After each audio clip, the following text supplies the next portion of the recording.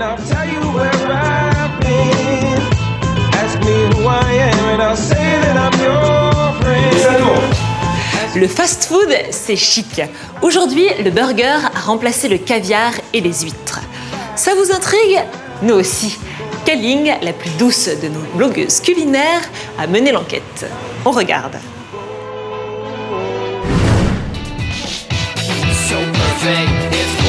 Avant, manger fast, c'était manger mal. Aujourd'hui, le fast-food s'est branché, voire même un peu chic. Oubliez vos préjugés.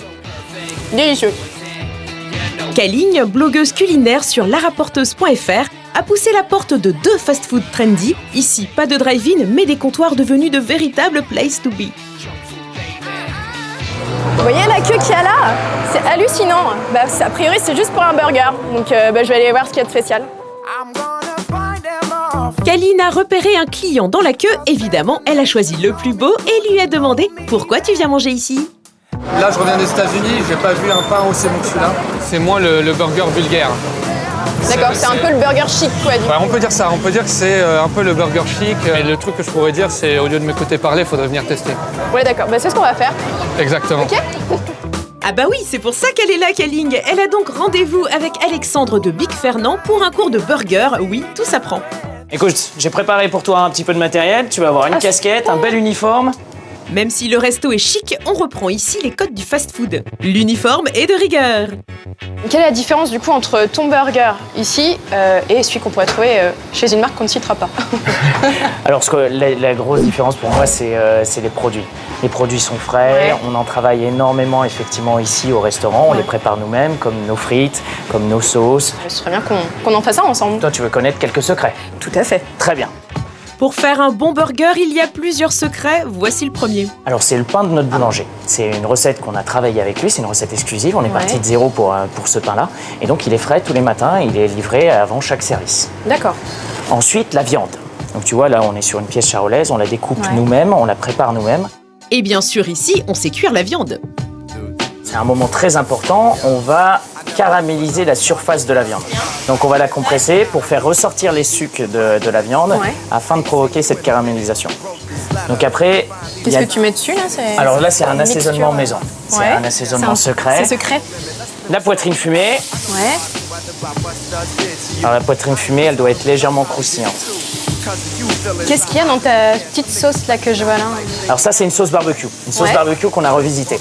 Donc effectivement on a travaillé la sauce pour rester sur quelque chose que les gens connaissent, mais avec quelques petits ingrédients pour venir les surprendre. La sauce barbecue made in Big Fernand. Made in Big Fernand, effectivement. Encore un petit secret là-dedans. Encore un secret? Décidément, c'est plus un burger, c'est un journal intime. Mais de la raclette. Donc on reçoit les tomes entières, on reçoit les roues de raclette qu'on découpe nous-mêmes. Ça éclabousse un peu partout, je suis désolé. Donc là, ensuite la poitrine fumée, vas-y, je t'en prie. Et enfin, la touche finale. Ça fait vraiment toute la différence avec d'autres hamburgers que tu as pu fréquenter dans d'autres établissements, mais faisons table rase du passé. Je n'irai plus. Tu promets? Ouais, promis. Oui, tu peux.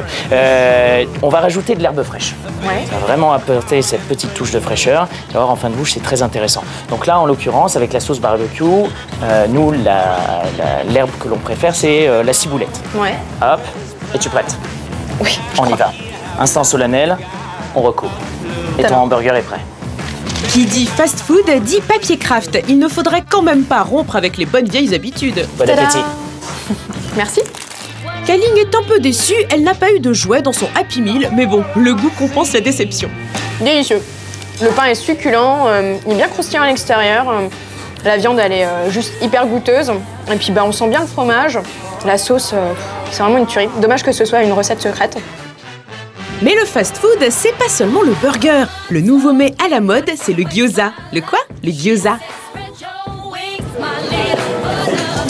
Bonjour Guillaume. Bonsoir. Alors évidemment, Guillaume fait des gyoza. Le gyoza, c'est typiquement le fast-food nippon. C'est un plat au Japon qu'on mange assez rapidement, entre deux, qu'on mange souvent au bar, et qui est un plat qui est très populaire, qui est bon marché.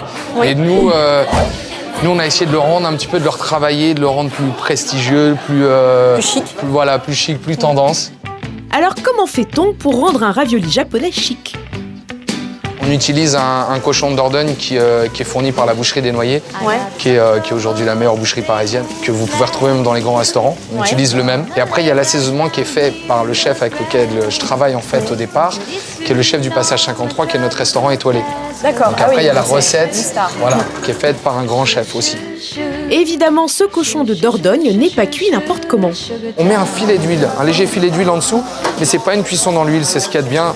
C'est beaucoup plus digeste. Ouais. Ça permet la cuisson croustillante en dessous. Là, on voit bien les gyoza donc, qui frétillent. On rajoute de l'eau et ensuite on obtient donc la cuisson vapeur. D'accord. Et les deux textures fondantes, croustillantes. Ce n'est pas parce qu'on est dans un fast-food chic qu'on n'a pas le droit de jouer avec les baguettes. Déjà, ça sent super bon. Il y a une petite sauce à côté aux agrumes. Là. Testez ça.